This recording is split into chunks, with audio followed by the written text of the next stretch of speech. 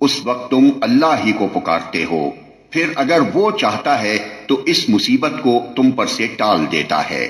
ایسے موقعوں پر تم اپنے ٹھہرائے ہوئے شریکوں کو بھول جاتے ہو۔ تم سے پہلے بہت سی قوموں کی طرف ہم نے رسول بھیجے اور ان قوموں کو مصائب و آلام میں مبتلا کیا تاکہ وہ عاجزی کے ساتھ ہمارے سامنے جھک جائیں۔ پس جب ہماری طرف سے ان پر سختی آئی تو کیوں نہ انہوں نے عاجزی اختیار کی، مگر ان کے دل تو اور سخت ہو گئے، اور شیطان نے ان کو اطمینان دلایا کہ جو کچھ تم کر رہے ہو خوب کر رہے ہو۔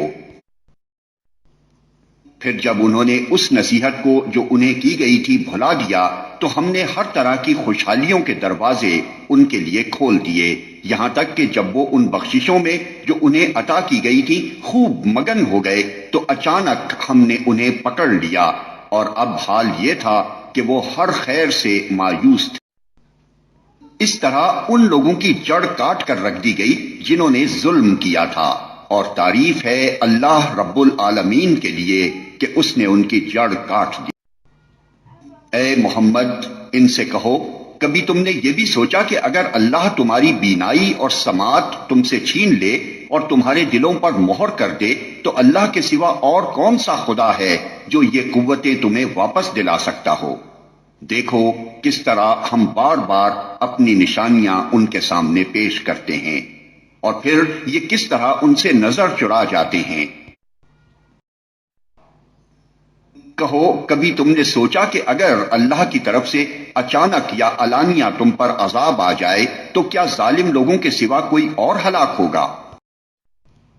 ہم جو رسول بھیجتے ہیں اسی لیے تو بھیجتے ہیں کہ وہ نیک کردار لوگوں کے لیے خوشخبری دینے والے اور بد کرداروں کے لیے ڈرانے والے ہوں۔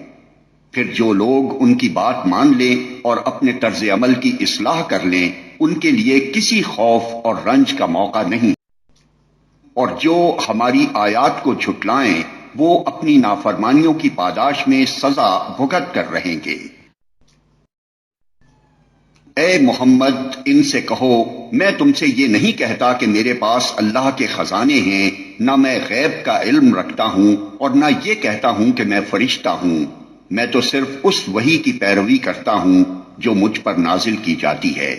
پھر ان سے پوچھو، کیا اندھا اور آنکھوں والا دونوں برابر ہو سکتے ہیں؟ کیا تم غور نہیں کرتے؟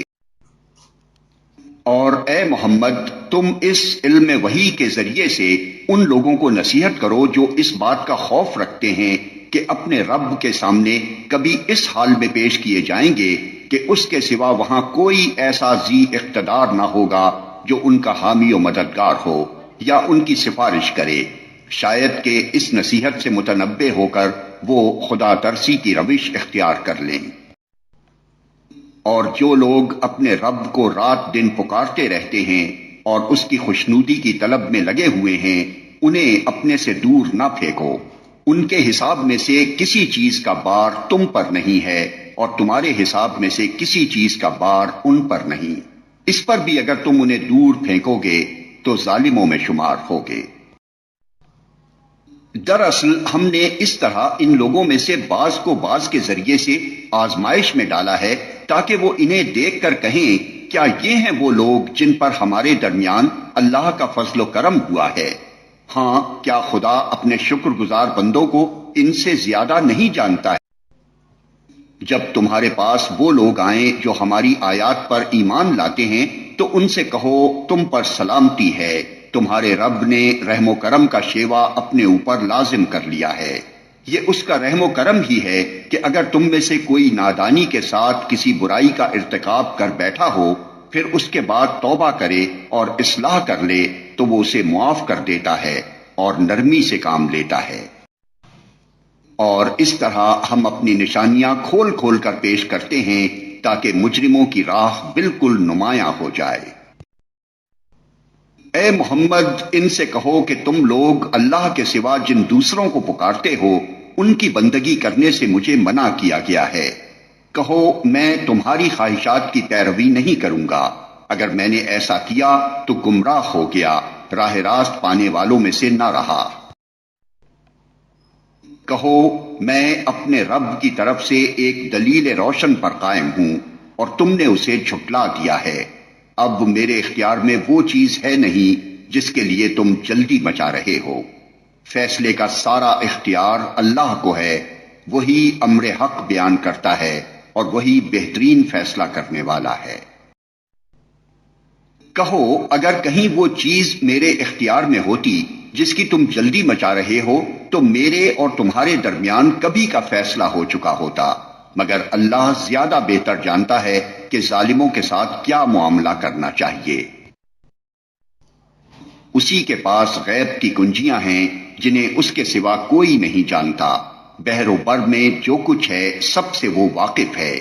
درخت سے گرنے والا کوئی پتا ایسا نہیں جس کا اسے علم نہ ہو، زمین کے تاریک پردوں میں کوئی دانہ ایسا نہیں جس سے وہ باخبر نہ ہو۔ خشک و تر سب کچھ ایک کھلی کتاب میں لکھا ہوا ہے۔ وہی ہے جو رات کو تمہاری روحیں قبض کرتا ہے اور دن کو جو کچھ تم کرتے ہو اسے جانتا ہے، پھر دوسرے روز وہ تمہیں اسی کاروبار کے عالم میں واپس بھیج دیتا ہے تاکہ زندگی کی مقرر مدت پوری ہو۔ آخر کار اسی کی طرف تمہاری واپسی ہے، پھر وہ تمہیں بتا دے گا کہ تم کیا کرتے رہے ہو۔